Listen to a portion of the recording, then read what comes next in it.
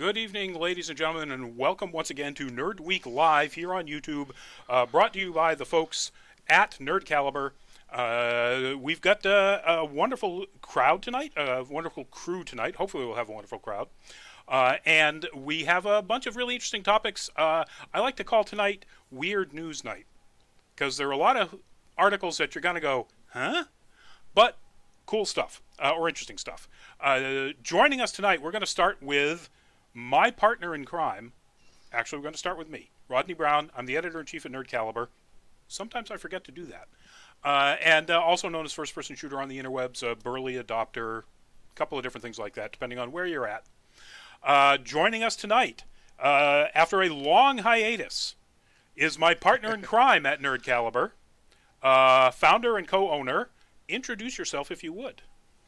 Hey, my name is Manny. I am the co-owner and video editor of Nerd Caliber. And founder. Yes. We don't want to make sure that this is the guy who started all of this. I'm trying not to brag. Okay, you can brag a little. And our stalwart in his blue bat cave, Sir. Every week, it's always a new try to spin a nice pun on my color schemes. I'm gonna start throwing some yellows in there, really mess you up. See how clever you are with that. Hey everybody, it's Luis Correa, Crash Override, also known as Crash the Photos. If you're ever interested in hitting me up and paying those buku dollars to get me to shoot you in a costume, but otherwise, co-producer at Nerd Caliber, looking here to have some wonderful days today. Have a nice conversation with all of you there. Share some news of the week with you guys amongst the trio of two balds and one guy ready to rock here. So, two balds and one guy not so bald. Gold Tiger, hello. Nancy, hello. Welcome to the show. Nancy, what this is kind of what I just explained, but we'll lay it out anyway. This is a live show covering some of the nerd news on topics that you might find on our website or on our YouTube channel covered that are of interest to us and hopefully of interest to you. And we're going to start with our first one. And our first one, I want to get this out of the way because it's the crappy story, and then we want to go to the better stuff. The crappy story is that artwork is from a comic called Border Town. Border Town is in the DC Vertigo line, and pretty much everybody... Okay, well, the artist who did that's Ramon Villalobos, and the colorist Tamara Bonvillain, or Bonvillain, yeah, Bonvillain.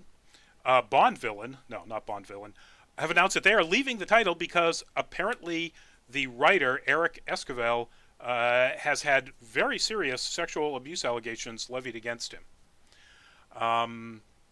So this gets filed under, yet again, another story of really awful people doing really awful things in the comics industry or the entertainment industry in general. Not much else to say about that. Anybody want to weigh in on that horribleness? There's really not much to say about it. Kudos to them for walking off the comic in moral protest with, because of this thing. I'm always iffy about it because, you want to work, you want a job, you want to produce amazing comics. And Border Town is actually a really cool comic that I started leafing through fairly recently, and I'm really enjoying. So it just sucks to have to see the allegations going on, and we say allegations because it's still moving through the court of law. So it sucks that such a comic has to take a hit, but good for them and good for a lot of other people in the comic industry who can get up and walk away when there's problematic issues going on with people that they work with. Well said. I'm really glad that people within the industry are taking a stand and doing something about it than just ignoring it. Yep. And doing something about it that gets recognized as a positive move as opposed to what might have been the case before the Me Too movement of people considered troubling to work with because they're quitting a book. I don't think that's going to be the case here anymore. But moving on to more interesting, and we're sticking with some comic book stuff here. A lot of our stories are going to be sort of wrapped around the fandom that they're in, and this is another comic book one. That is a really cool cover for what looks to be a really cool comic series. It's going to be coming up in 2019 called Spider-Man Life Story, and it looks at what Spider-Man's life might be like if, in fact, he lived a timeline that was a normal human's timeline. Mm. And this first one is going to be Spider-Man in the 1960s, which is, of course, when he started. And I just love this idea. Of course, it's kind of an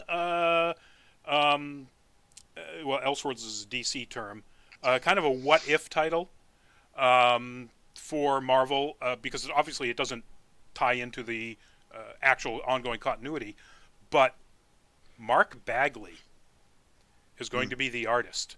The wonderful classic Mark Bagley from back in Amazing Spider-Man, Ultimate Spider-Man, and so on. And that alone has got me on board with this. Yeah, I'm excited about this because as a longtime comic book reader, I get really tired of reboots. Sometimes when a character grows and you grow with the character, you kind of want to see some sort of ending. You want to see some sort of finality, but you never get to see it in comic books because they some things some places go back into issue number one, new issue number ones, and so forth. Exactly.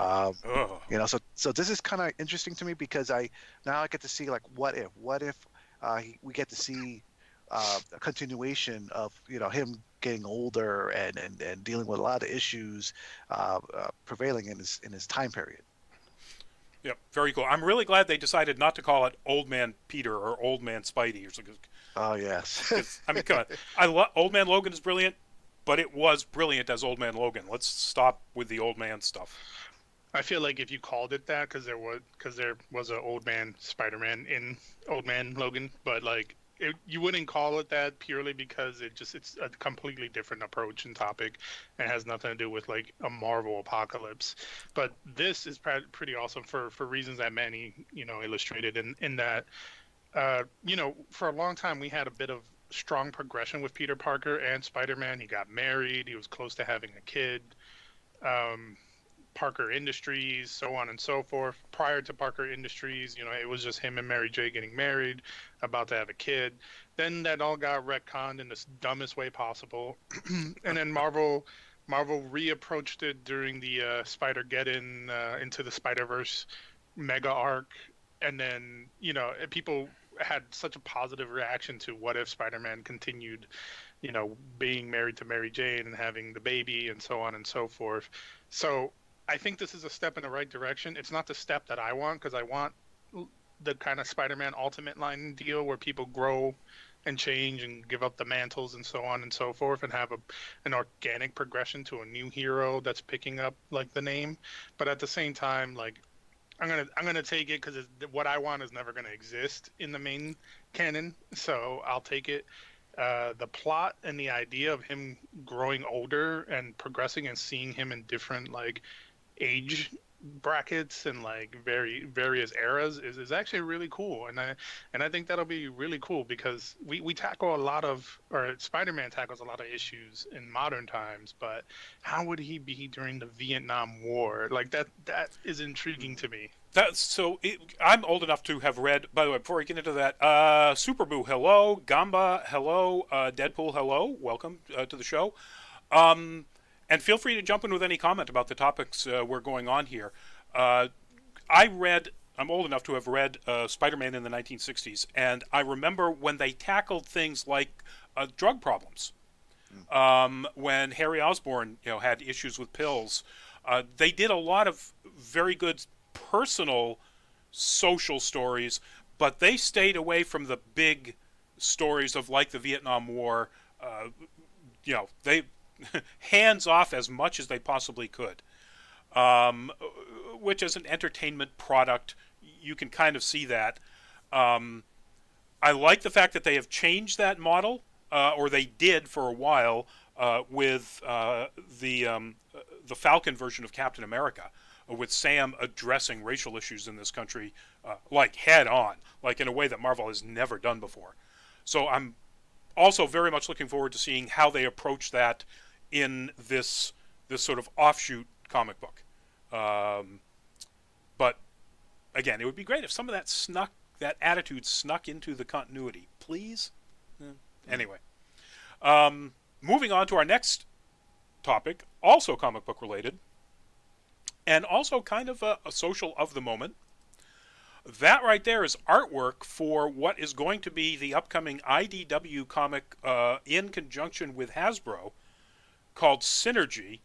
And it is female characters, written by females, drawn by females, stories, a collection, an anthology of stories that appear to be both about these people as creators, but also using the characters they create to tell new and original stories about some of the characters. And that is awesome. The only thing that makes it less awesome in my mind is the fact that it's a one-shot. It's a big anthology book, but it's not an ongoing comic line or comic story. Make this a whole friggin' subline, guys. Now, that's what would make me happy. I mean, I agree, but I feel like I'm 100% behind this because I love anthologies and I love buying nice thick books to leaf through and see like And various 3 small full-size storylines. posters inside too, kids. Anyway, yeah. Yeah. Comes with And- posters and all that stuff. And a lot of times when companies do these sort of things, it's sometimes I would say 60-40, a precursor towards a mini series or something like that they want to test out, and they want to see if the anthology sells enough, and if the idea picks up strong enough, then they'll do a mini series or a regular series of it, and that's an interesting thing. An idea there. Maybe it'll be a thing. Maybe if this anthology does sell as much as they hope, that they will spin that into something else. Because at the end of the day, if a company is not pro diversity and pro equality and yada yada yada, they're pro money, and when things sell, they want to keep going with whatever sells. Yeah, I can see that. It just bothers me a little bit that the first thing that they're going to do to make this wonderful step forward is create a full-size anthology book. I mean, if you go into any of the comic book stores and you look at these big anthology books, those are Christmas gifts. Those are so pricey. Those aren't something somebody walks in and go, hey, I want to check out that issue. And that creates an economic barrier for this new content to just get into the hands of everybody. That is true, but I will counter that in the terms in regards to the fact that a lot of anthologies that I've seen produced by comic companies are also sold digitally for at least half the price. So if you're not interested in a poster or having it on your shelf, a lot of people consume a lot of those things digitally now. That's why comicology and such are actually a big thing now. 500 comics on a tablet as opposed to 500 comics in my backpack. Yeah, sometimes the digital photographer forgets that, you don't have to buy these books anymore. Well, I'm excited that RC's getting spotlight. I've always been a fan of her character from way back since G1, and since the movie actually. And so I'm curious to see what they do with that. The Snake Eyes, not so much. I wish they would have spotlight Jinx instead, which never gets any spotlight in GI Joe. But I am interested. I'm very intrigued in this anthology.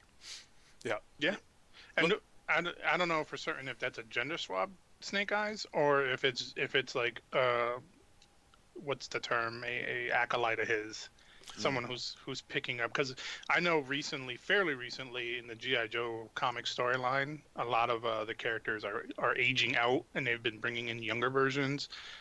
So training new people, new Hawkeye. Hawk, and so on Lady J. So maybe this Snake Eyes is actually a character with a different name that looks similar to Snake Eyes.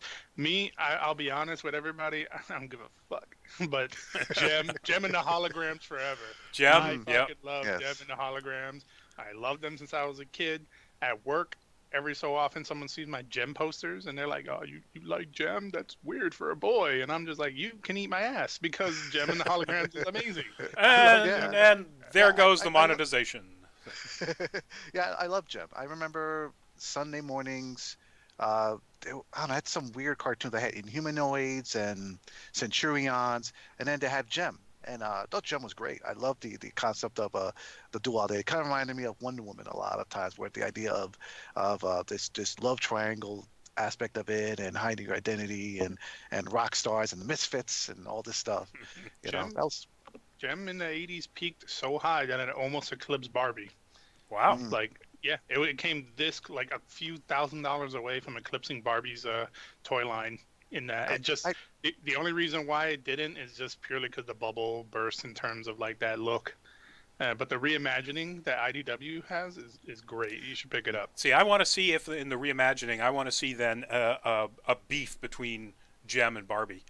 I want to see mm. like maybe a couple of gunshots out in front of a club or something. Just let's get that going. I don't think they make a hood bitch Barbie yet.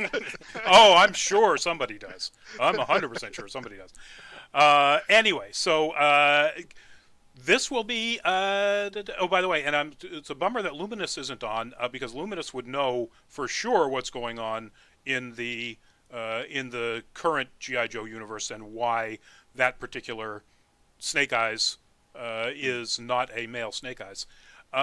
This is March of this coming year is when you'll be able to get this book. So you got something to look forward to there, folks. Moving on to our next topic, and this is silly, fun, and boy, I just absolutely love it. Fortnite is getting sued by, as it turns out, multiple people, but of course one of them is Alfonso Ribeiro, and he is suing them for ripping off the Carlton dance move. And there's a backpack kid, I guess, who's a YouTuber, is suing them for ripping off his dance move with another character. So, yay, Alfonso, get your paycheck on the most popular game of 2018. And yeah, it officially, I guess, just came out that it is the most popular game of 2018. It should be interesting because I don't know if you could trademark a dance. I've heard, I'm not sure if you could do that, but I hope they win. So I don't think it's a trademark dispute because he hasn't trademarked it. I think it's what they call celebrity use. So Okay. I will touch upon that. So yes and no. They're in the process of trademarking these moves. Now you cannot So trademark. let me just Fortnite is trying to trademark the moves. No. The original creators Okay. are trying to are in the process during the lawsuit of trademarking the dances. So you cannot copyright a dance.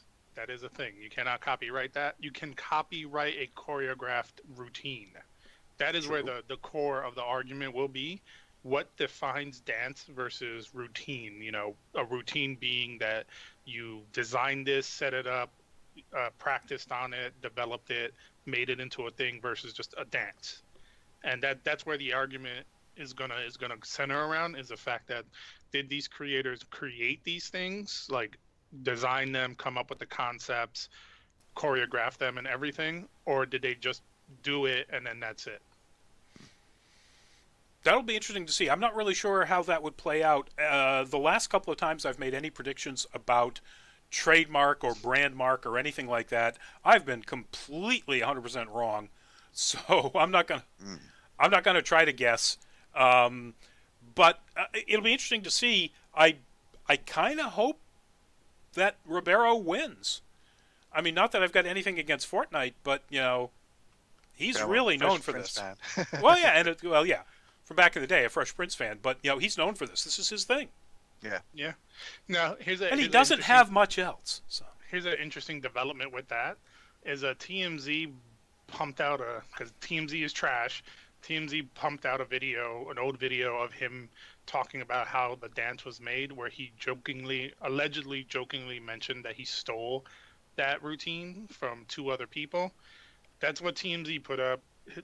His lawyer counters with the fact that he was joking when he said he stole that. It was obvious that he meant it in jest that he stole it, because it's quoted as a dance. This is how white people would dance. That was the core idea of the Carlton dance. It's So kind of that, is. that that's where the argument is. And then Backpack Kid is also suing Fortnite for his dance. Yep. But then again, there's also, I think it was TMZ or BuzzFeed who put up a video showing an older '80s dance group that did the same dance. So, so there's a lot of it's getting really muddled. Yep. Mm. Now I don't. Fortnite, I'm sure, is making money hand over fist. I mean, I don't want to see them just give away money, but come on. I think just in photography as much as anything else, if you're a creator and you create things, you should be compensated for creating those things, especially if those things become a cultural icon or something synonymous with whatever community you're a part of. Like, you should be compensated for it. And honestly, personally, I feel it's kind of shitty that people are defending Fortnite in this and saying that the artist shouldn't be compensated for this and arguing, it's a dance and that's for me and you, that's fine. It's a dance. For us to copy, we're not going to pay $20 on the dance every time we do it to our goofy ass friends. We're talking about a multi-billion-dollar company that largely became popular not just because of its game, but because of these emotes. Like, these emotes really drew the crowd in. Yep. So like they're pumping. So it's not a terrible thing. So it's one of two things where if Epic wants to be the good guy, they can be like, hey, we're gonna cut a deal. We'll contract out these dances, and we'll pay you a percentage, and that'll be that. Or they can fight it tooth and nail and probably end up being the assholes in this. Yeah. By the way, I think Epic would love to be a multi-billion-dollar company. I'm pretty sure they're a multi-million-dollar company. I haven't looked. I won't argue it because I haven't looked up it. I know Fortnite pulled in a hell of a lot last year. It's it's looking that it's going to eclipse what it pulled in last year by a couple million. And then their new store that they're popping up is looking as a true competitor to Steam. So and because I was a little busy bee, there is two Snake Eyes because the original Snake Eyes is dead. So there is a woman Snake Eyes and there is a male Snake Eyes, both of them carrying the title of Snake Eyes. Thank you, Mr. Researcher. All right, so we'll see where that plays out. If nothing else, we know lawyers are going to make money, so yay. Anyway, moving on to our next topic, that is Karen Page. That is, of course, Deborah Ann Woll, the actress as Karen Page, in a promotional still. I don't know if that was actually ever in the season or the series from season 2 of Daredevil. But what the news is that I think I skipped. I did. Let me back up one. I wasn't going to say nothing, but so what that is a look at the first images of the player versus player or trainer versus trainer mode that is coming to Pokemon Go. Finally, and I know there's a ton of people who are really keen on this finally happening. Finally, you will get to play against another trainer with, I believe it's a 3 Pokemon team on either side. And that's going to be huge. Not for me. I could give a rat's patootie about that sort of stuff. I catch Pokemon and give them stupid names. And that's it. But for a lot of people, this is going to be really, really popular.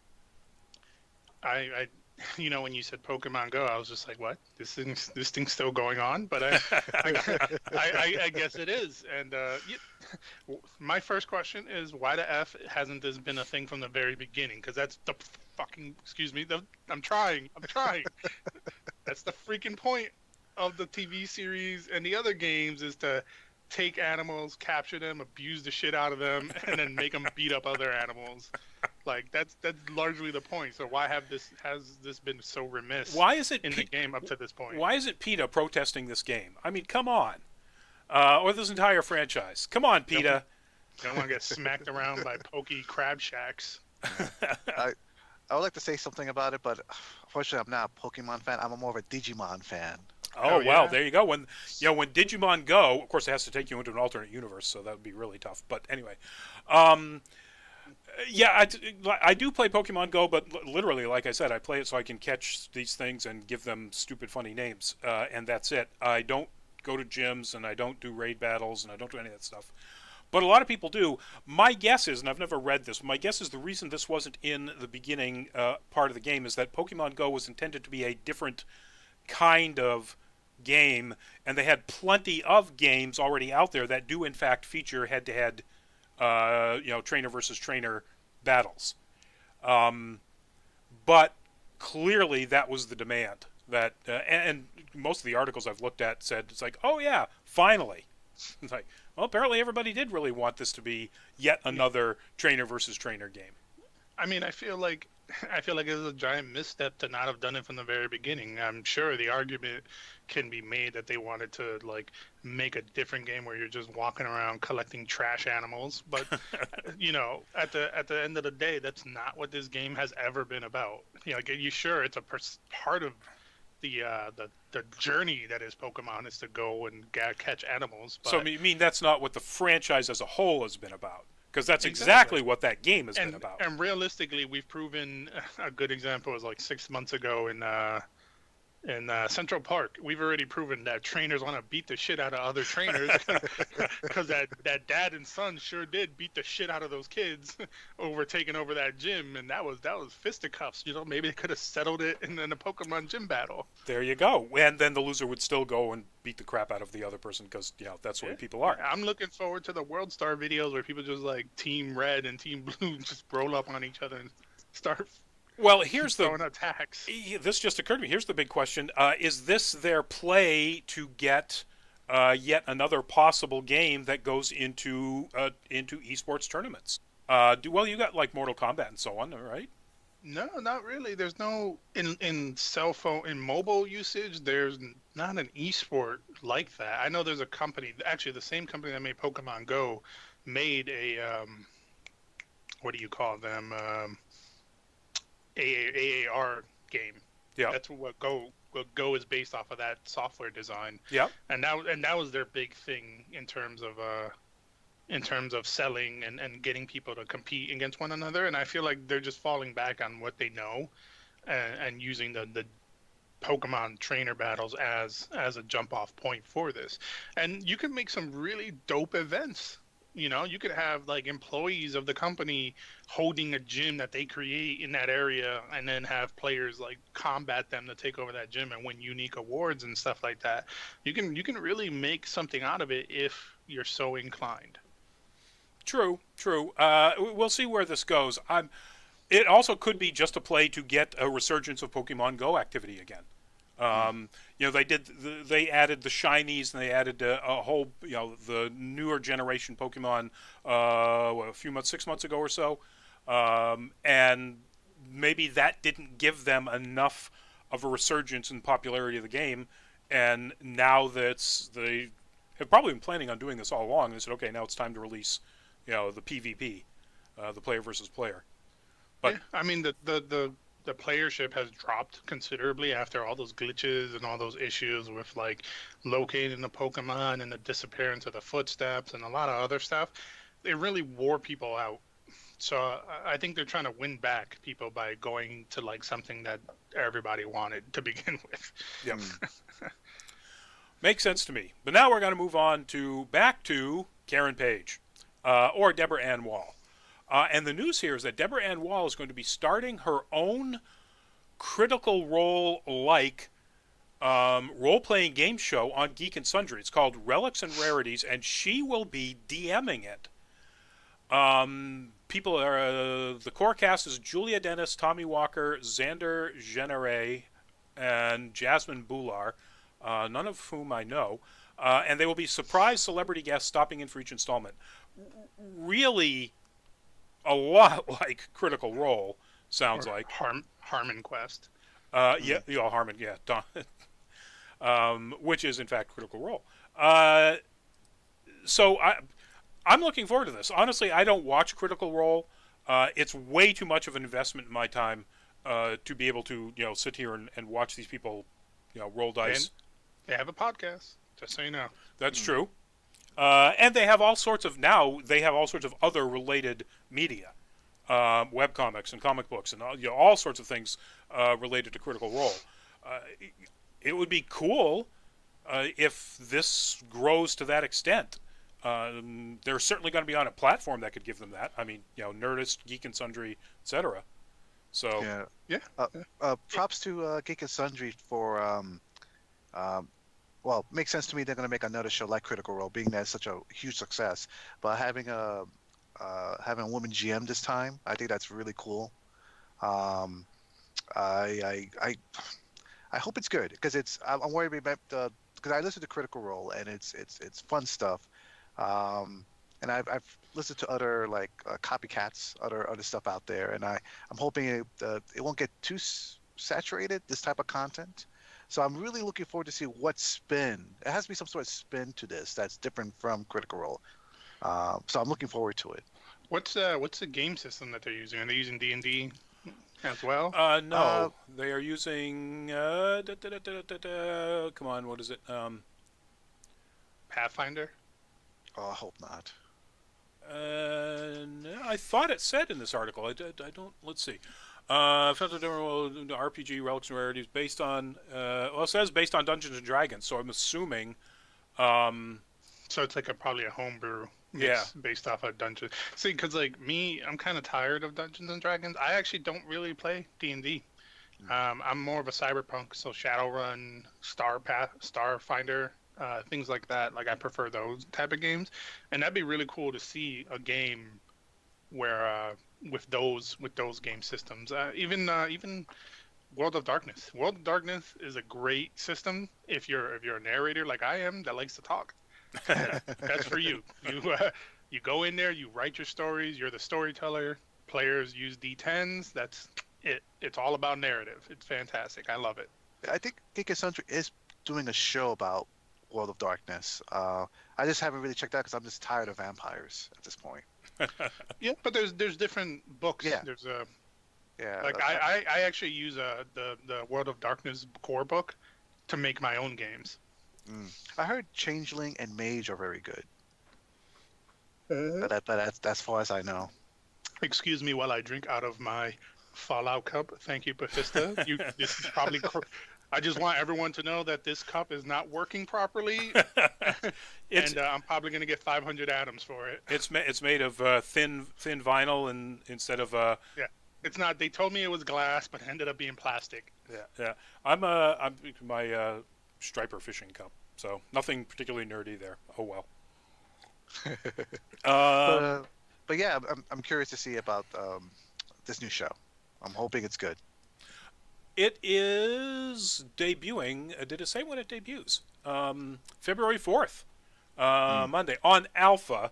I'm assuming then it's also going to Ugh. wind up on the Geek and Sundry. I mean, Alpha is sort of their dedicated channel or Yeah. their dedicated platform. So it's not even a channel; it's their own delivery platform. Um, so Yeah, I'm instead of making having YouTube make money for them, just get it directly through that instead. Cut out the middleman in a sense. right. I mean, they do have like licensing agreements with Verb too for Geek and Sundries because that's one of the channels. So Yeah, but all of this stuff like Critical Role ends up on YouTube. So I'm assuming ultimately it ends up on YouTube. It just probably will be time delayed to some extent. yeah, So moving on, our next topic is, and our next topics are all sort of kind of related, in that they're all timing. And the news is, if you didn't see this, folks, the last man standing, as it were, in the Netflix Marvel Universe, The Punisher. Punisher Season 2 drops in January. Like right away, folks. You have to wait until January 9th? January what? I know it said here. Not just January. Maybe it did say just January. I feel John Bethany does a great job. Yep. He did a great job in season 1. It's a shame that he's going to get canceled in season 2. Because he is. There's no question about that. Yeah, it sucks because Punisher is great. Punisher was one of my favorite series. And I got a buddy of mine, Christian Scruffy. I love you, baby. But Christian is a soldier that suffers PTSD, and he loved Punisher because of like the angle that they took with that and how they like went into the difficult emotional part of it, which is things that he deals with. And and having a season 2, I'm hoping they keep with that path, like they don't veer off and try to go Punisher Warzone on everyone, and then canceled, which sucks. And I wish him the best in whatever new series he ends up in. I agree, and that was in my review. Is that was one of the best things about the Punisher is that it took a very very accurate look at some of the effects of PTSD from the viewpoint of a number of different people who were affected by it. And there were a lot of people who complained about what they thought was sort of the stereotypical, person suffering from PTSD. And this is kind of a little bit spoilery, but goes off the deep end and starts shooting. But that was one of the many characters in this show that were suffering from PTSD, and they showed how all the different, including Frank Castle, dealt with it. And that was wonderful. And there were so many other wonderful things. And by the way, this can't be called a spoiler because this is out there as an official image. That is Jigsaw from Season 2. So if you've seen the series, you know how this person becomes like that, and we won't go into any other details if you haven't seen Punisher Season 1. But this is what that character looks like in Season 2. I'm gonna say that that is a fucking disappointment. You'd rather him be a little bit more stitched up? Yeah, like that. This guy's fucking gorgeous. He got like a couple boo-boos and he's still gorgeous. Yeah. Like that's it. Like Mama needs to kiss the scars and he's good. Like that's it. Like Jigsaw is wrecked in the comic books. Like you can't confuse him for anybody else because that face is fugly. Yeah, I'm a little disappointed in that also. I mean, Jigsaw on comic books is a great image, and I feel like this is their way of saying, "Hey, we want to keep the good lookingness of the actor," but I don't know. I didn't like this compromise. Yeah, I can see your point. I loved the actor. I thought he was so good. Yeah, absolutely. That I'm glad they brought him back. But you're right. They could do better with the makeup. You look at these scars, and it's just like, why don't you just pay for a plastic surgeon? Because these look like you can just fix them in a week. Yep. Yeah. And if I remember correctly, well, I don't want to spoil too much, but the way he got his scars on his face, I expected more damage. Yeah. There should have been more damage. Or maybe he has gone through a ton of reconstructive surgery. You would still, it wouldn't be that effective. But that's sort of the Tyrion Lannister, I've got a big scar across my nose, as opposed to, and if you haven't read the books, this is a spoiler, although it's in the second book, the whole nose disappears. Blue Fire Art Wolf Craft Arts and Crafts. Hello. Sorry, it took me a while to get through that whole name. Anyway, so January, and I guess it didn't have a date. I thought it was early January, but January you get to see that. So, worst case scenario, it's the absolute end of the month. You've got 6 weeks to wait for Punisher Season 2. Moving on to our next topic, also about upcoming dates, or dates-ish. And that is an image, and this is spoilery, folks. But this is so cool, I had to throw that up there. That is one of the images of what Doom Patrol looked like in Titans and what they will, I'm guessing, look like, because it's all the same people, in the upcoming Doom Patrol series on DC Universe. The news is that they have released at least the months in which we will start to see a bunch of these shows. So one, Doom Patrol is February. So 2 months, folks. You get to see Doom Patrol. Swamp Thing is in May, and Stargirl is in August. I think we've talked about these before. Harley Quinn is in October, but that's the animated one. Right. Yeah, they announced those before, but these are all live action.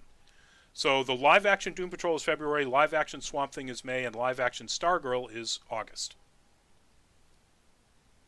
I think that it sounds pretty solid to me. I still am working my way through Teen Titans.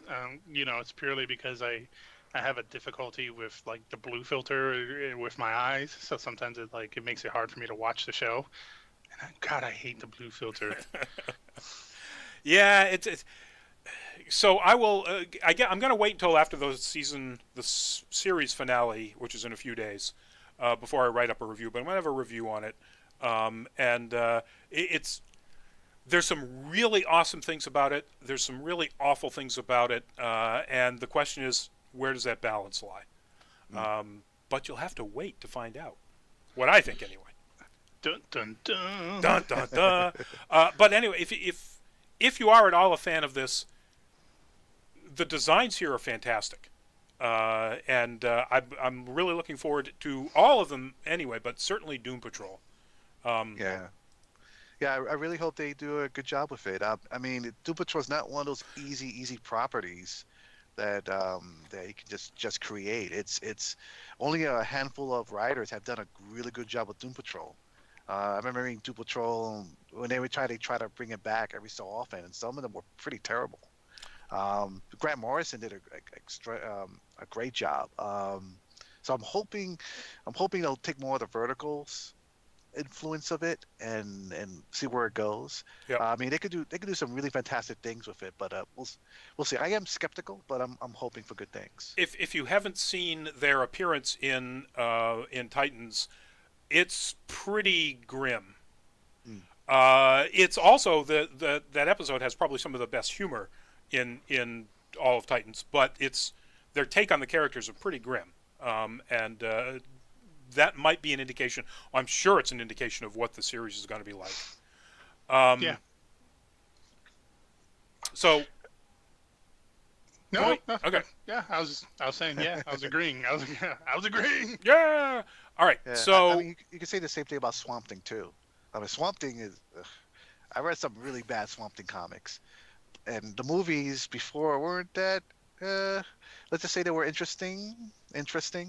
But again, Alan Moore and I want to say Mark Miller also did some stuff with it, and Grant Morrison, I believe, too. And they done some really wonderful, especially Alan Moore. Constantine was introduced during Alan Moore's run on Swamp Thing. Yeah. So it could be really interesting. Yeah. But it depends. I think they've got enough depth of quality stories and type of storytelling for all of these to be able to produce really good live action shows. So I'm my fingers crossed, and based on what I've seen so far in general production quality out of Titans, I'm leaning towards being pretty excited about these upcoming shows. But we'll see, and we'll see when we get to another topic after this one. And this next topic is about the Gelflings and a whole bunch of other people in Dark Crystal Age of Resistance, which is the prequel to Dark Crystal, the classic Muppets. And it's about the casting. And here's some of the casting, folks. Mark Hamill, Andy Samberg, Simon Pegg, Keegan-Michael Key, Taron Egerton. I mean, holy Toledo. Toby Jones, Helena Bonham Carter, Eddie Izzard, Alicia Vikander, Mark Strong. This is like, the power players of the British acting set. This is amazing. I mean, what a cast. Yeah, I was happy with the cast announcements. I don't know. Do we really need a prequel to the Dark Crystal? I mean, can it be still called Dark Crystal? Because I believe, if I remember correctly, the story began when a piece of it was broken off and created all these issues and problems. Well, yeah, but my guess is that Age of Resistance, and I don't know the storyline, and if you don't know the Dark Crystal, folks, this is kind of a spoiler, but the movie's been out for 40 years, so... I still haven't seen it. I'm unfriending you. My guess is that it's going to take place after the crystal became the Dark Crystal and the Skeksis split off from I can't remember what the name of the other race is, and they became two separate races. So we'll see if that's the case. We don't need. I would love to see any other movie in the Dark Crystal universe, prequel, sequel, whatever it is. You kind of got to figure that it can't really be much of a sequel since everything, again, spoiler alert, kind of was hunky-dory at the end. Yeah. My big thing is, that, folks, is apparently a Muppet. That is not a CGI product. Mm. And I do not know how their design team got, I was going to call it skin, got fabric to look like that, to be able to be lit like that.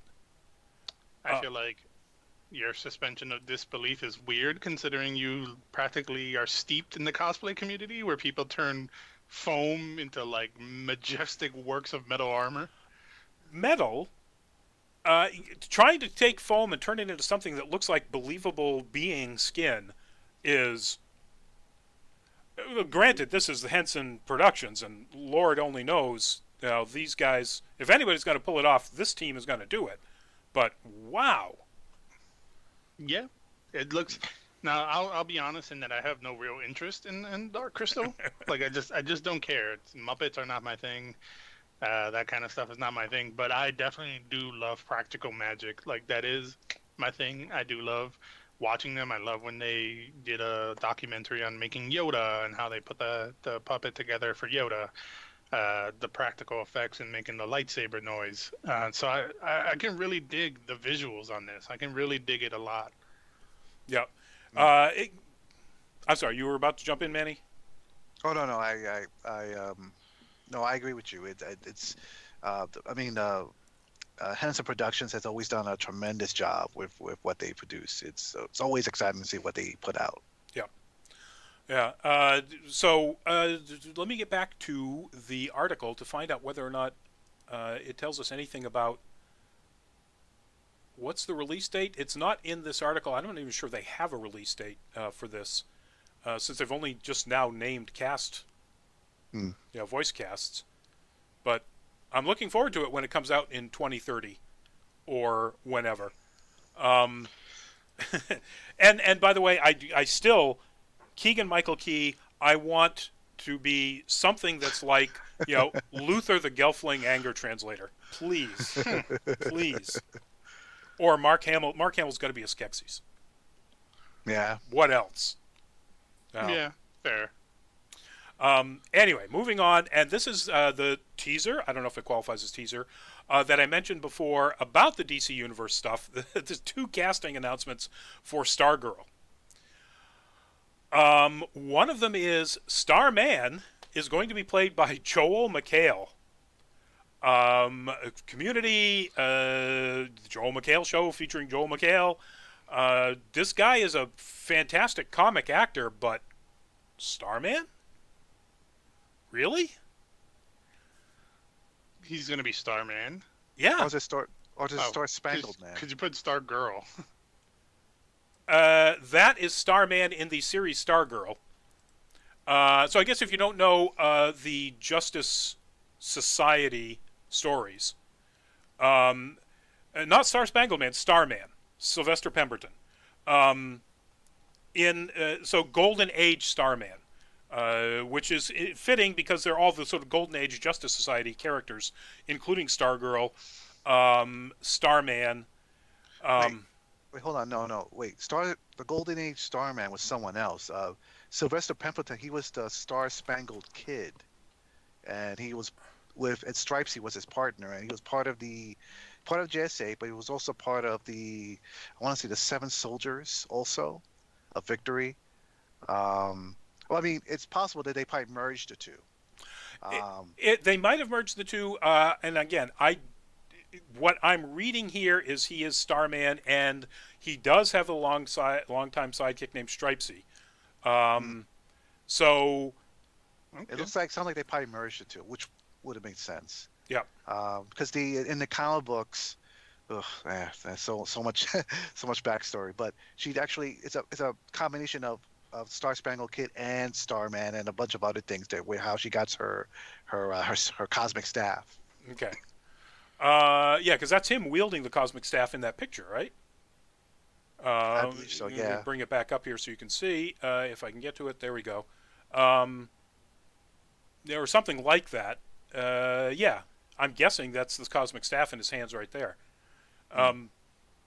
So, and it's looking from what I'm gleaming here is that it's looking that it's just going to be a handoff, a mantle handing off He's Yeah. there to have the staff and then hand it off to the young daughter who's going to be Stargirl. Now, Yeah. it should be interesting because in the comic books, Sylvester Pemberton was killed. Hope I'm not doing spoilers. This was like what 85, and he was killed. Very very horrific, if I remember correctly. And I remember correctly, Stripes. He did not want to go back to being a superhero after that. But his partner died, so he wanted to kind of retire, have a normal family life. But his stepdaughter has different ideas about that, and finds like this old stuff and becomes Stargirl because of it. That And I think, seems to be pretty close to what they're describing as the pitch for the series here. So I think it's going to be something very similar to that. Um, It'd be interesting to see whether or not he does have a very short run in the series. I can't imagine Joel McHale taking. Well, you never know. But they wouldn't make a big announcement like that, I don't think, if he wasn't going to be an ongoing series member. mm, Fair, fair. Speaking unless of, unless it's gonna be one of those things where they go back in time, back and forth, kind of like Arrow, where they show what happened to him leading up to his death. that could be. Yeah, okay, I guess it's possible. It is a Berlanti production, so we'll have to see. Um, the other announcement that they made right after that, and this was just yesterday, this came out, was none other than Elliot. Henry Thomas is going to be playing Captain Midnight, Mm. also of the Golden Age Justice Society. Hell Uh, yeah. Is he going to be gay too? he might be. I don't I know. hope so. He's is he gay in the comics? He's gay in his representation in Legends of Tomorrow, correct? Hmm. He's gay in the Mhm. comics. Okay, cool, cool. Um, let's hope they keep up with that. If that's the case, I don't know if it says. Let's see if it says in here. Founding member of the JSA with his trusty owl, Doctor Midnight's costume. Yeah, da, da, da, da, da. It does not say whether they're going to be changing the character's orientation. Um, Yeah, there's been like 3 Dr. Midnights. I'm trying to remember myself which one is which. so this is the one they're calling Charles McNider. Mm. Who might Wow. be? Yeah, I know. That last name. Yeah, that's I know you're a DC fan, Manny, but DC's naming. Oh, Oh, Yeah. it's the 40s, man. It was a different time. it was. Hello, I'm Bruce Batmaning. So, like, come on, who came up with these damn names? Yeah, it was a different time. So this, I gotta say, the casting is so interesting that it makes me really much more interested in this Stargirl series than I was before. Yeah, yeah. I mean, I agree, and also, but like, at the same time, with the casting for Doom Patrol, I'm Yeah. I'm like, hey, like I think they're just batting 1,000 right now. Like they're hitting some really good actors here. Like the Brendan Fraser casting threw me for a loop. Yeah. Have you made it to that Doom Patrol episode in Titans? Not yet. I got as far. All right. So funny, quick side story is that everybody who knows me personally knows I'm a technophile, and I got really pissed off when Robin pulled out his tablet, and I immediately knew the make model of that tablet and got called out on it by a couple friends of mine. So I was just like, so I angry child stomped with my ball and went home. So, Yeah, dude. If I didn't do that with some of the logic holes that pop up later on, you can suck it up. Um, Brendan Fraser is really good. Matt Bomer is fantastic as the voice actor, um, and I thought it was Matt Damon, to be honest. It's kind of shocking how fantastically similar their voices are, and I never noticed that. But boy, he sounds just like Matt Damon. Um, but he's also really good, and he plays the character really, really well. Mr. Nobody. No, not Mr. Nobody. Negative Man. Negative Man, because Mr. Nobody is going to be Alan Tudyk in the upcoming series. So, anyway, check it out. You should continue to watch it. Our last topic for tonight, folks, is news about that gentleman right there. That is The Mandalorian in the upcoming Disney Plus series, created by Jon Favreau, produced and directed by Jon Favreau. Pedro Pascal, Oberyn Martell with both eyes and a working skull, is going to be the Mandalorian, the main character, the sort of lone gunslinger type on the edges of the former Empire, because it takes place between the collapse of the Empire and the rise of the First Order, according to the pitches. That's a fantastic get. I mean, Pedro Pascal is absolutely wonderful. That image, unfortunately, that is from one of the worst things he's ever done, the Great Wall movie. Speaking of Matt Damon. I didn't hate that movie. You Oh. hated that movie. I didn't hate that movie. Oh my god! And I love Zhang Yimou. The Chinese actors were on point. I'm sure they were, and because the director is, with Chinese actors, hands down one of the best out there.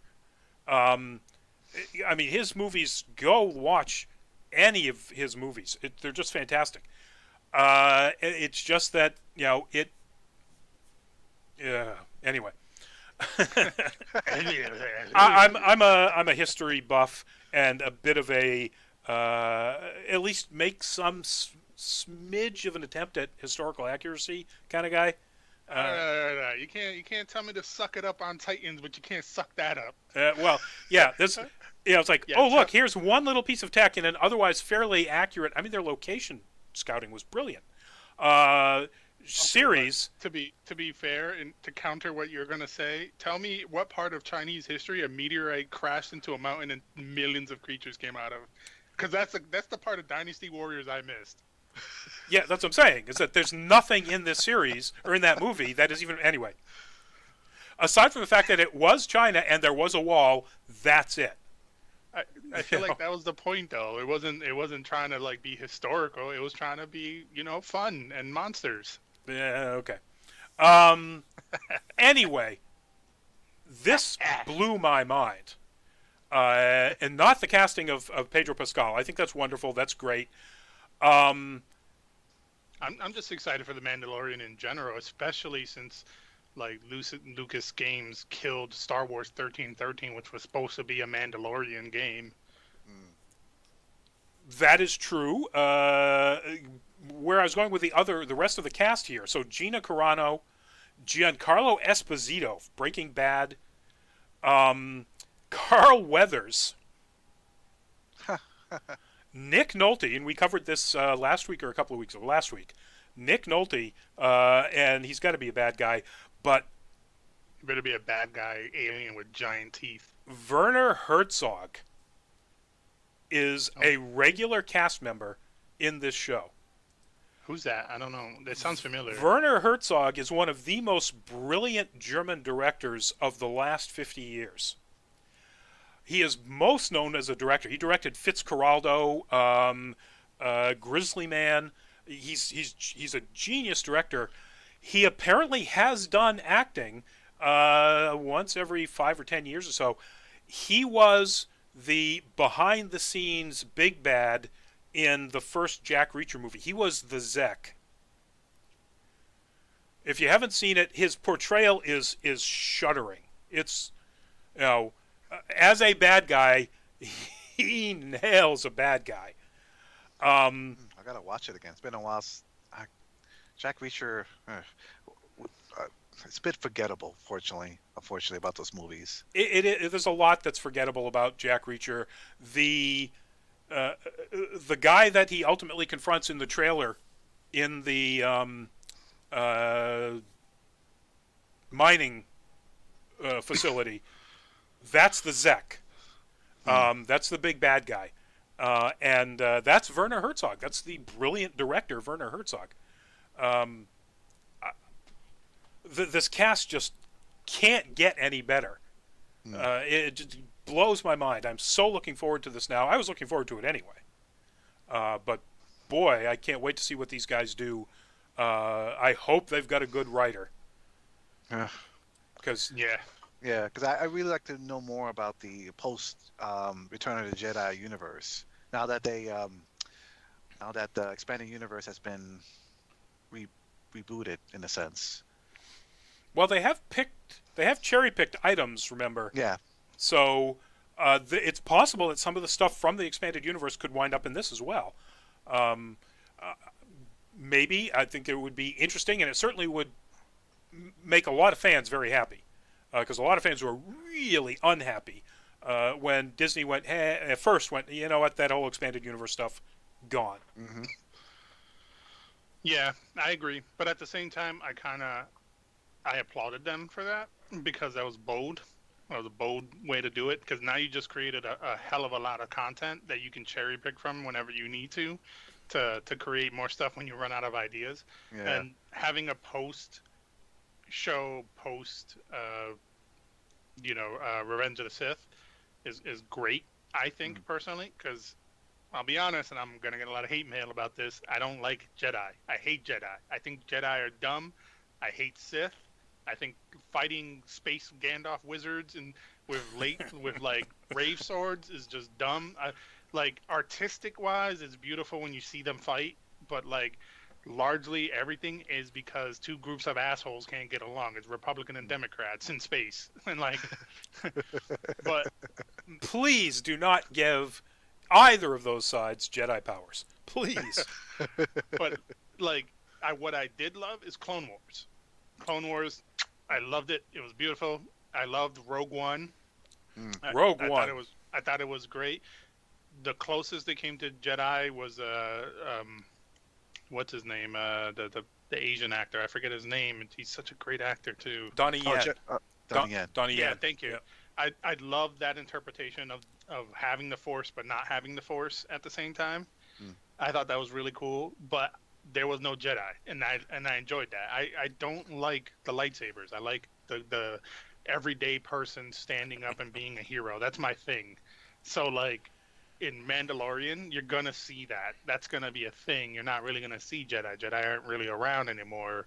Sith Inquisitors are around. You'll see them, Mm. but like no Jedi, no, you won't really see any of that. So I'm really looking forward to seeing that slice of life, and it's frontier, which Yep. is great. Yeah. It's RimWorld stuff. It's not, Coruscant and like places like that. We're talking like out in the Badlands.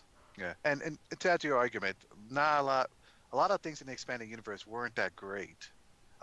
There's a few things I would say, oh, that was I could point out, but it's only a handful in my opinion. A lot of it's really the death of Chewbacca. I don't know if you Yeah. ever got that far, but it was so much nonsense. I couldn't. I think I drew the line at like Hip Duran when they were just like, "Oh, you're Padawan there. He just destroyed a freaking universe, but it's okay. He's back in the light side now." Like, what? He extinguished billions of sentient lives, and you're just like, "That's all right. Everybody gets one." Yeah, you get a mulligan. We could do over. Yeah, he's a Jedi now. He's good. He's good. It's all good. Yeah. No, so I agree with all of that. I love the idea of it being in the frontier. I'm very much more in the camp of, magical laser swords are no, not excuse. No. Anyway, blaster's always better. God, I wish I could remember that exact quote. Um, and so I'm really looking forward to it. And this just made me even that much more excited about it. I do kind of want him to have a great big Burt Reynolds mustache, though, because Why not? because that was so good in Kingsman: Golden Circle. His mustache was the best thing about that movie. Anyway, we've run over by just about exactly 5 minutes, folks. So thank you all for tuning in. Thanks for joining in the chat. We will see you next week. You know what? Next week, Tuesday, is Christmas. Manny, executive decision. Do we move to a different day or do we skip a week? Skip a week. We should skip. We should. Well, no, let's Skip a because week. we need to do. Skip a week. All right, we could skip a week. All right. I think we're going to skip a week, folks. We're going to be back in January, and that would be January 1st. Yeah, I forgot those holidays fall on the same day. Well, I mean, are we gonna do like a best of 2018 plus Yeah, you know what? January Perspective. 2nd. Lewis, Okay. Wednesday night or no? Uh, we're good. We can do Wednesday night. All right, January 2nd, Wednesday, folks, is when we're coming back. And we will do a retrospective of, we'll do a sort of a best of, worst of, most interesting. So, guys, think this through. Come up with your list, and start posting in our internal group thing. And so we will see you guys. Everybody have a happy holidays, Merry Christmas, and a Happy New Year. Please be safe on both. And for me, Rodney Brown, editor-in-chief of Nerd Caliber. For Manny, founder of Nerd Caliber, our chief video guy. This is the YouTube. Right there, that's the YouTube. No, there's other YouTubes. And for Luis Correa, Crash Stampede, Crash Photos, Crash Override, Crash Into You. No, that's a song. No, that's New Year's. That's New Year's. Yeah, no, please, no. Drive safe, folks, and we'll see you in a couple of weeks. Thanks, and good night. Take care, everyone.